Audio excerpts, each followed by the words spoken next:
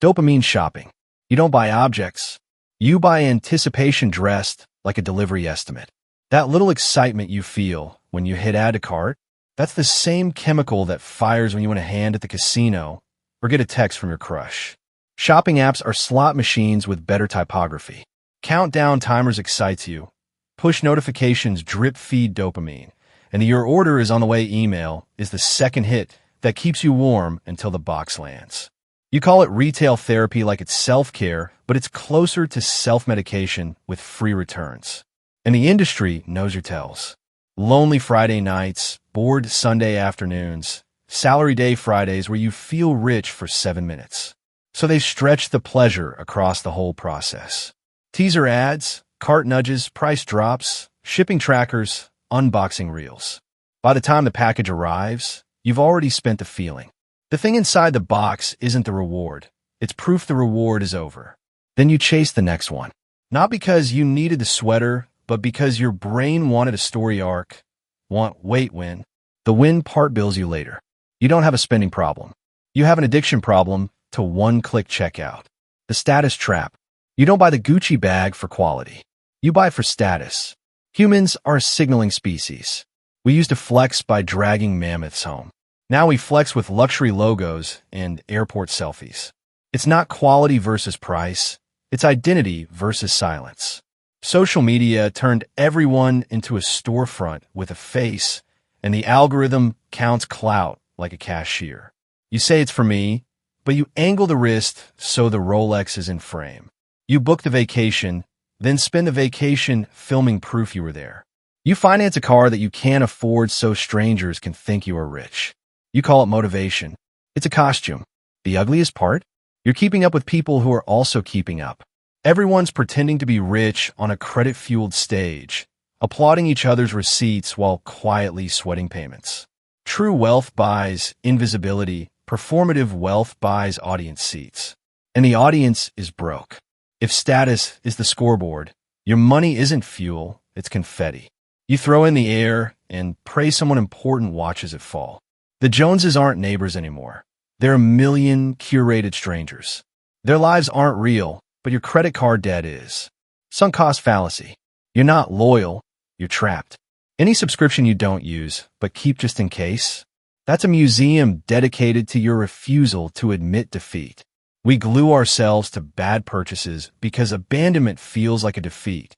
I've already spent too much to quit now, you say, and the mistake nods along, asking for just one more month. Investors hold losing positions long past logic. Entrepreneurs keep dead projects on life support because they worked on it for so long, and you keep paying for a gym membership because quitting would mean you were never that person. Newsflash, you were never that person. That's fine. The money's already gone. You can only save the next dollar. But ego hates canceling. So you rename stubbornness as patience and burn more cash to keep the story alive. The sunk cost fallacy is the world's most expensive memoir. Millions of small chapters about people who couldn't end a paragraph. You don't owe your past self anything. If you wouldn't buy it today, stop paying for the thing that has been long dead. Call it. Pull the plug. The market won't mourn with you. Neither will your bank account. Anchoring bias. The first number wins. Stores know it. Salespeople know it. Even your friend who got a crazy deal knows it. Mostly because they didn't. It was $999. Now $499. You're not saving $500. You're adopting a reference point planted in your skull like a flag. That original price is often a fairy tale with a strike through. Restaurants put a $120 steak at the top, so the $68 one looks cheaper.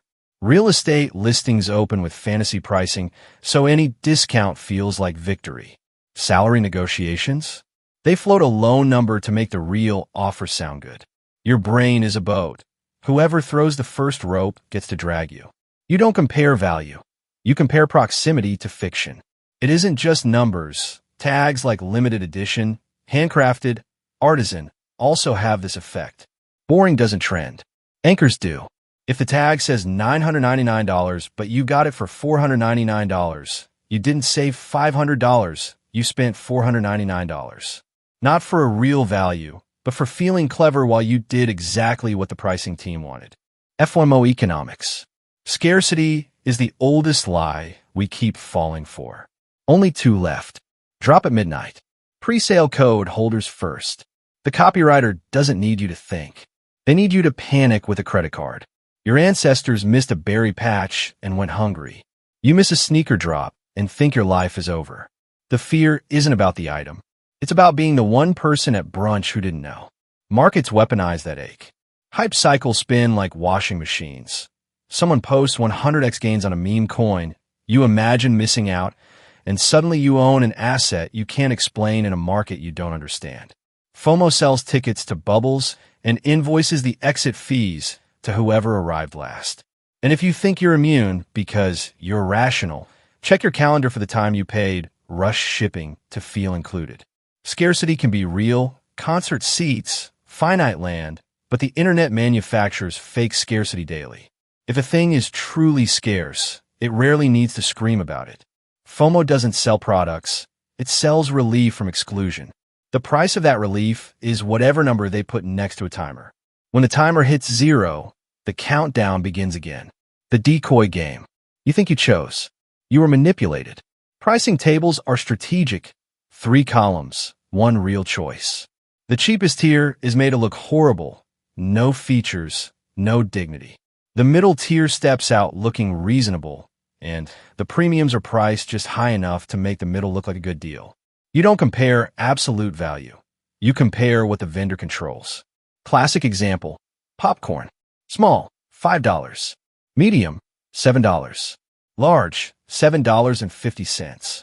That 50-cent leap was designed to make you feel like a genius for buying a large bucket you didn't want. The decoy option exists solely to send you to the register feeling clever with more butter than sense. Airlines do it with seat bundles, software does it with storage, news sites do it with basic/smart/pro labels that whisper, don't be basic like a dare. Sometimes the decoy is an overpriced option that exists to sanctify expensive as value. Sometimes it's a crippled free tier that tastes like deprivation. Either way, you leave calling it a deal. It wasn't. It was a map with only one road. You drove exactly where the market wanted you to. Subscription creep. Money doesn't leave in chunks anymore. It evaporates. For $1.99 here, $9.99 there, $12 for something you forgot to cancel, $2.99 to remove ads from an app you opened twice. You don't feel it because there's no big cashier moment. Just a slow drip through tiny holes on the back of your bank account. That's the point. Subscriptions remove the pain of paying. AutoPay tucks the transaction under your calendar where guilt can't find it. Companies design free trials with renewal dates that behave like landmines. They bury the cancel button behind mazes, rename it manage, and ask you to confirm you hate happiness 3 times before letting you go. And you don't go, because friction works both ways. If starting was effortless and ending is work, you will always pay the bill. The spreadsheet shock comes later, when you realize you're renting features you don't remember approving and paying monthly for something you don't use. Ownership is out. Access is in. Clarity is gone. Minimalism used to mean fewer things. Now it means fewer renewals. Audit your life like a CFO with trust issues. If it doesn't give you value every month, it can stop draining your bank account. Lifestyle creep. You promised yourself you'd save the race. Then your life got a little nicer without asking permission. A 10% bump on your paycheck turns into a 20% increase in spending. Better house because you deserve sunlight, a better car because you worked hard, and dinners that used to be treats turned into daily routine. Your baseline swells quietly until you can't remember who used to be content with less. Only that you pity them like a stranger. That's hedonic adaptation with a side of marketing. The world doesn't sell products. It sells upgrades. Pro, Plus, Max, Ultra, not categories but rungs. The trick is simple. Once your identity ties itself to an improved standard, stepping down feels like poverty. Budgets don't lose to math. They lose to ego.